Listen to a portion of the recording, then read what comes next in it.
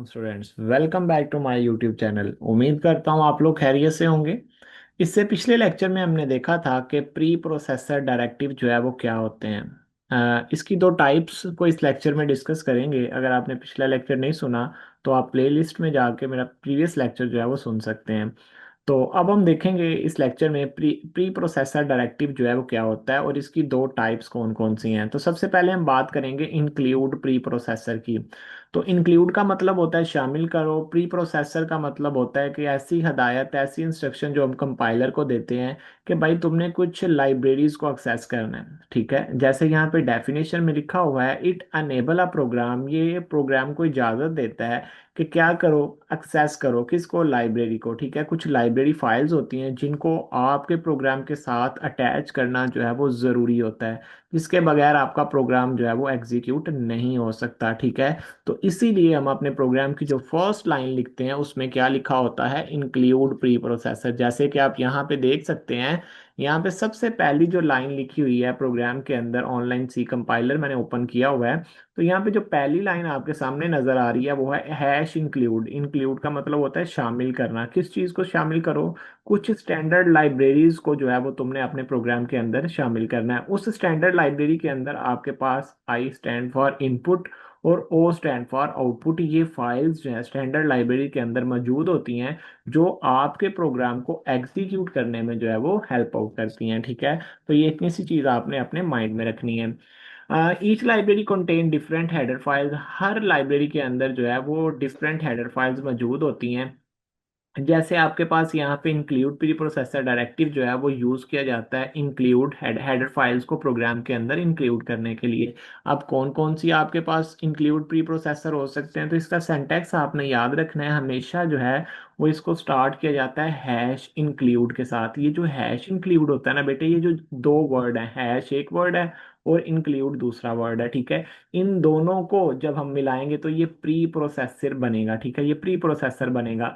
और अगर इसके साथ आप स्टैंडर्ड हेडर फाइल लगा देते हैं तो ये एक पूरी लाइन जो है वो हेडर फाइल को रिप्रेजेंट करती है। ठीक है, जैसे आप एग्जांपल देख लें, हैश इंक्लूड प्री प्रोसेसर है और अगर इसके बाद stdio.h लिखा हुआ है तो ये पूरी की पूरी लाइन जो है ये बन जाती है हेडर फाइल। ठीक है, मल्टीपल हेडर फाइल्स हमारे पास मौजूद होती हैं। हैश इंक्लूड stdio.h, ये भी हेडर फाइल है।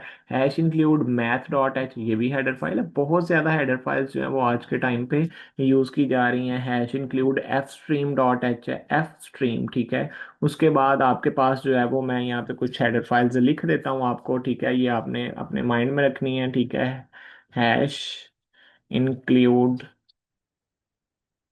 ठीक है, हैश इंक्लूड यहाँ पे जो है वो यूज की जाती है कोनियो डॉट एच। ठीक है, कोनियो डॉट एच ये है एक। उसके बाद हैश इंक्लूड आपने याद रखना है। ठीक है, हैश इंक्लूड है आपके पास मैथ डॉट एच। ठीक है, ये भी एक हेडर फाइल है जो मैथ के फंक्शंस को सपोर्ट करती है। अगर आपने प्रोग्राम में यहाँ पे मेन की बॉडी के अंदर मैथ के फंक्शन यूज करने हैं, स्क्वायर रूट का फंक्शन यूज करना है, तो ऊपर आपको यहाँ पे लगानी पड़ेगी मैथ की हेडर फाइल। ठीक है, उसके बाद आपके पास आ जाती है hash include string dot H. ठीक है, यहाँ पे आप स्ट्रिंग के कुछ फंक्शंस अगर यूज करना चाहते हैं अपने प्रोग्राम के अंदर तो यहाँ पे आप ये हेडर फाइल यूज कर सकते हैं। लास्ट टाइम एक शॉर्ट क्वेश्चन आया था जिसमें उसने पूछा था कि मुझे कोई सी भी 4 या 5 हेडर फाइल्स के नाम जो हैं वो मुझे बताएं। तो ये 4 हेडर फाइल्स के नाम हो गए हैं, पांचवी भी मैं आपको बता देता हूँ। इसके अलावा और भी बहुत ज्यादा हैं। ठीक है, hash include stream dot H या एफ स्ट्रीम है। ठीक है, ये स्ट्रीमिंग के लिए यूज की जाती है, stream dot H.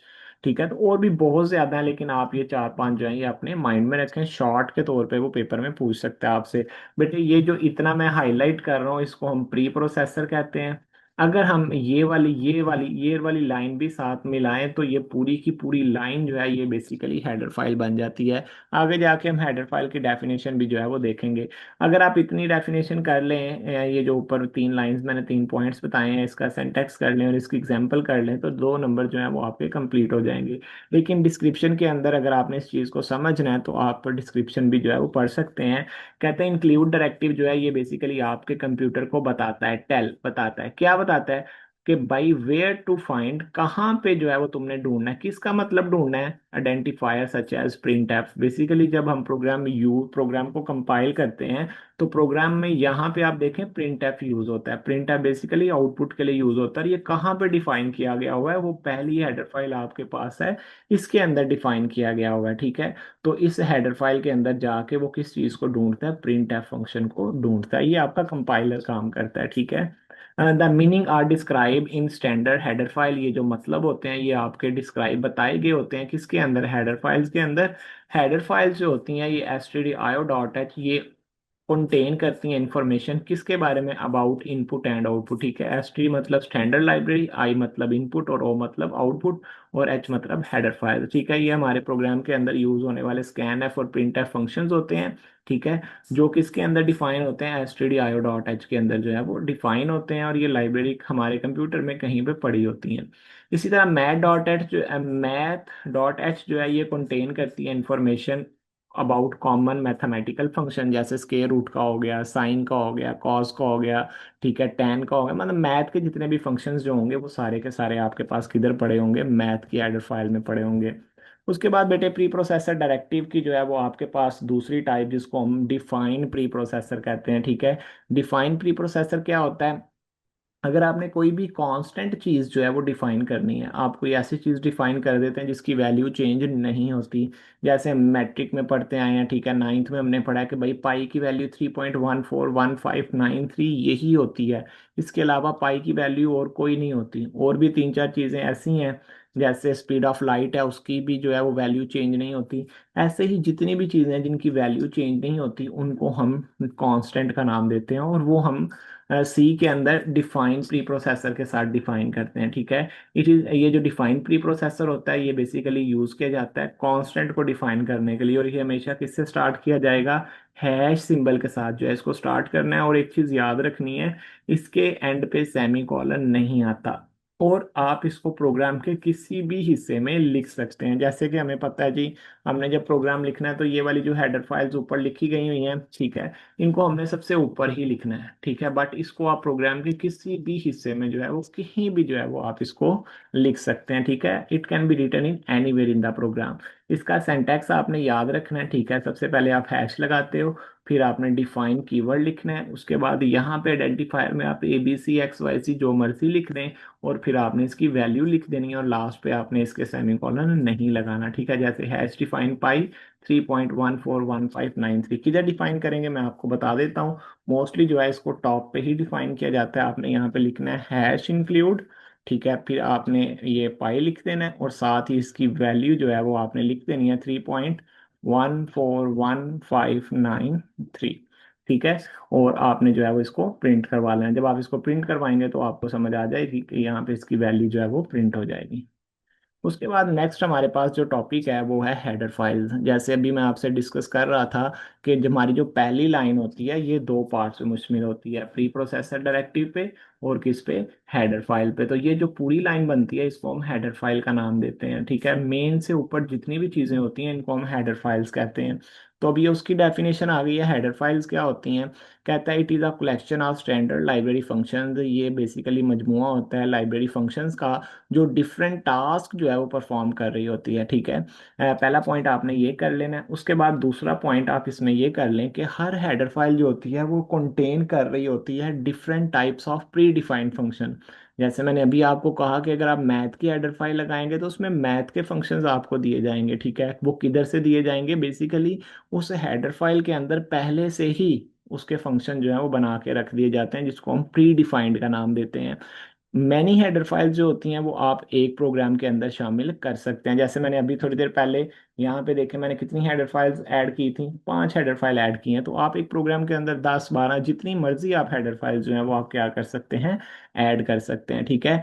Header file must be included before calling of its function in the program. अब देखें, फर्ज करें आपने अपने प्रोग्राम के अंदर लिखा प्रिंट एफ, प्रिंट एफ लिखा है, तो प्रिंट एफ के लिए आपने क्या करना है, आपने ये वाली लाइब्रेरी फाइल लाजमी लिखनी है, hash include stdio dot H standard library file जरूर लिखनी है। क्यों लिखनी है?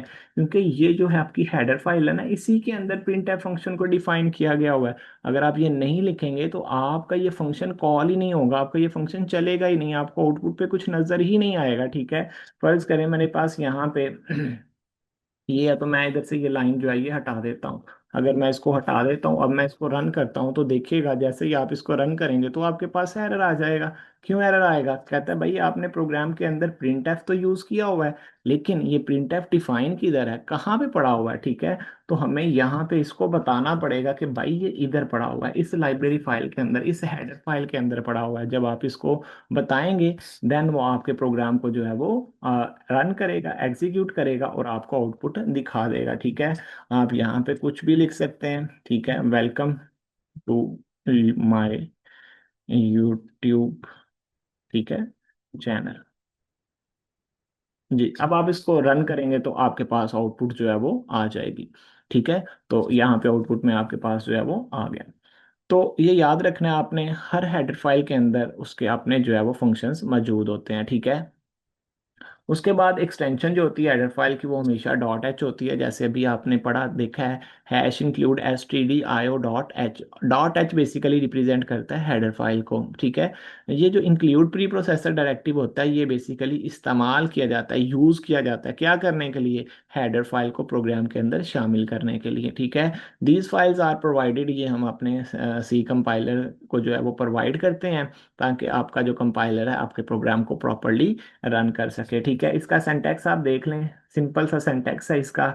Hash include header file, angle brackets के अंदर लेसन लगाना है, S T D I O dot H लिखना है, या फिर आप ये भी मोस्टली ये भी जो है ना वो यूज़ किया जाता है, डबल कोटेशन भी आप जो है वो कहीं पे लगा के हेडर फाइल जो है वो कनेक्ट कर सकते हैं। तो S T D I O dot H है, मैथ डॉट एच है और कोनियो डॉट एच, ये आपके पास हेडर फाइल आज के टाइम पे यूज़ की जाती हैं। ठीक है, ये शॉर्ट क्वेश्चन है, इससे प्रीवियस जो था वो भी आपके पास एज अ शॉर्ट क्वेश्चन था। उसके बाद हम बात करेंगे मेन फंक्शन की। मेन फंक्शन को हम इससे पहले भी एक टॉपिक था उसमें डिस्कस कर चुके हुए हैं, एक दफ़ा फिर हम इसको ज़रा जल्दी से डिस्कस कर लेते हैं। ये देखें, ये हमारा मेन फंक्शन है। यहाँ से आपके प्रोग्राम की एग्जीक्यूशन स्टार्ट होती है। ठीक है, ये आपने याद रखना है। अब देखें, कहता है मेन फंक्शन जो है वो प्लेस होती है जहां से एग्जीक्यूशन जो है वो आपके प्रोग्राम की स्टार्ट होती है, व्हेन द प्रोग्राम, जब आपका कंपाइलर प्रोग्राम को एग्जीक्यूट करता है। एग्जीक्यूट का मतलब है हाई से लो में बदलता है, लो को हाई में बदलता है। कंट्रोल किधर एंटर होता है? मेन फंक्शन में आता है, वो डायरेक्टली मेन फंक्शन में आता है। अब बेसिकली आपका प्रोग्राम तो स्टार्ट होना चाहिए लाइन नंबर 1 से, लेकिन वो किधर से स्टार्ट हो रहा है? लाइन नंबर 4 से। क्यों लाइन नंबर 4 से? क्योंकि आपके कंपाइलर को जो मेन चीज़ चाहिए होती है वो आपका ये वाला मेन फंक्शन चाहिए होता है। ठीक है, इधर से वो आपके प्रोग्राम की एग्जीक्यूशन स्टार्ट करता है, यहाँ पे आता है, फिर इस लाइन में यहाँ पे आ जाता है प्रिंट एफ में। प्रिंट एफ उसको मिलता है, कहता है भाई ये प्रिंट एफ किधर डिफाइन है, वो वापस ऊपर जाता है, कहता है कोई हेडर फाइल तो नहीं बनाई गई इसके नाम से। वो हेडर फाइल को ढूंढता है, फिर उस हेडर फाइल के अंदर जो प्रिंट एफ फंक्शन डिफाइन किया जाता है, वहां से वो हेडर फाइल को जो है वो आपके प्रिंट एफ के साथ कनेक्ट करता है। देन आपको आउटपुट जो है वो यहाँ पे स्क्रीन के ऊपर दिखाता है। ठीक है, तो यहाँ पे आपने याद रखना है। ठीक है, हर प्रोग्राम के अंदर मेन फंक्शन जो है वो मौजूद होगा, बगैर मेन फंक्शन के आपका प्रोग्राम जो है वो रन नहीं हो सकता। ठीक है, if a program does not contain a main function, आपका कंपाइल तो हो जाएगा लेकिन वो एग्जीक्यूट नहीं होगा। ठीक है, स्टेटमेंट जो लिखी जाती हैं return in the body of the main function, ठीक है, इनको हम मेन की बॉडी भी कहते हैं। बॉडी जो है वो इनक्लोज की जाती है कर्ली ब्रेसिस के अंदर। ठीक है, कर्ली ब्रेसिस के साथ ये जो आपको नजर आ रही है, ये कर्ली ब्रैकेट ओपन और कर्ली ब्रैकेट क्लोज, इसको हम बॉडी ऑफ मेन फंक्शन का नाम देंगे। ठीक है, तो इसको लिखने का सिंटैक्स क्या है? आपने सिंपल वॉइड लिखना है, फिर मेन लिखना है। वॉइड ना भी लिखें तो फिर भी आपका प्रोग्राम एग्जीक्यूट होगा, ये लिखना कोई ज़रूरी नहीं है। आगे जाके जब हम 13 वाला चैप्टर पढ़ेंगे उसमें हम इसको डिटेल से देखेंगे, यहाँ पे मेन क्यों, वॉइड क्यों लिखा जाता है। ठीक है, तो अभी के लिए आप ये ज़हन में रखें कि अगर आप वॉइड के बगैर यहाँ पे मेन भी लिखेंगे तो आपका प्रोग्राम चल जाएगा। ठीक है, छोटी ब्रैकेट लगा दें, कर्ली ब्रैकेट ओपन और कर्ली ब्रैकेट क्लोज, यहाँ पे बॉडी ऑफ मेन फंक्शन आ जाएगा। ठीक है, एक्सप्लेनेशन जो है वो आप ना भी करें तो इनफ होगा, ये डेफिनेशन कर लें और साथ इसका सिंटैक्स कर लें तो आपको समझ आ जाएगी। दो नंबर आपके क्लियर हो जाएंगे। उसके बाद नेक्स्ट डेफिनेशन की तरफ चलते हैं, जिसको नाम दिया गया सी स्टेटमेंट का। सी स्टेटमेंट क्या होती है? ये जो हमारे पास मेन फंक्शन के अंदर पड़ी हुई है, ठीक है, मेन फंक्शन की ब्रैकेट के अंदर ये जो एक लाइन लिखी हुई है, इसको हम सी स्टेटमेंट का नाम देते हैं। ठीक है, स्टेटमेंट का मतलब होता है कि एक ऐसी इंस्ट्रक्शन जो हम अपने कंपाइलर को देते हैं ताकि आपका कंपाइलर उसको एग्जीक्यूट कर सके। ठीक है, तो यहाँ पे देखें, आपके पास ये एक इंस्ट्रक्शन होती है आपके कंप्यूटर के लिए ताकि वो किसी टास्क को परफॉर्म कर सके। ये स्टेटमेंट हमेशा किधर लिखी जाती हैं? कर्ली ब्रैकेट्स के अंदर लिखी जाती हैं। कंप्यूटर जो है वो परफॉर्म करता है इन इंस्ट्रक्शंस को वन बाय वन, उसी सीक्वेंस के अंदर in which these instructions are written. ठीक है, each statement in C is terminated with semicolon, और हर स्टेटमेंट जो है वो आपकी किसके साथ टर्मिनेट की जाएगी? सेमीकोलन के साथ जो है वो टर्मिनेट की जाएगी। तो यहाँ पे देखें जरा, यहाँ पे एक स्टेटमेंट लिखी हुई है। ठीक है, अगर आपने इसके अलावा एक और लिखनी है तो आप यहाँ पे लिखें प्रिंट एफ। ठीक है, इसके साथ छोटी ब्रैकेट्स लगानी है, डबल कोटेशन, और यहाँ पे लिखें IT कॉन्सेप्ट। ठीक है, विद नवा। ठीक है, अब मैं कहता हूं कि भाई मेरी पहले ये वाली इंस्ट्रक्शन सेकंड वाली चले, तो ऐसा नहीं होगा। क्यों? क्योंकि भाई जो पहले इंस्ट्रक्शन लिखी गई है पहले वो एग्जीक्यूट होगी, देन सेकंड वाली इंस्ट्रक्शन जो है वो एग्जीक्यूट होगी। ठीक है, तो यहाँ पे आपने याद रखना है, एक तरतीब के साथ आपकी सारी की सारी इंस्ट्रक्शंस जो हैं वो एग्जीक्यूट होती हैं। इसको रन करेंगे तो दोनों लाइंस जो हैं वो एक ही लाइन पे प्रिंट कर देगा। मुझे ये वाली लाइन नीचे लेके आनी है, तो मैं यहाँ पे इसके बाद जो है वो क्या लगा दूंगा? \n लगा दूंगा। ठीक है, जिसको हम न्यू लाइन का नाम जो है वो देते हैं। तो वो वाली नेक्स्ट लाइन जो है वो नेक्स्ट लाइन पे आ जाएगी। ठीक है, तो बेटा ये इसका जो है वो सिंटैक्स आपने देख लेना, एग्जांपल देख लेनी है। ठीक है, इसने लिखा हुआ है hello world of C programming, programming make life interesting. ठीक है, ये उसने एग्जांपल जी दी हुई है, आपने इसको समझ लेना है। ठीक है, अगर आपको किसी चीज़ की समझ नहीं आती तो आप मेरे से कमेंट में पूछ सकते हैं। इंशाल्लाह नेक्स्ट लेक्चर में मिलते हैं। ओके, अल्लाह हाफिज़।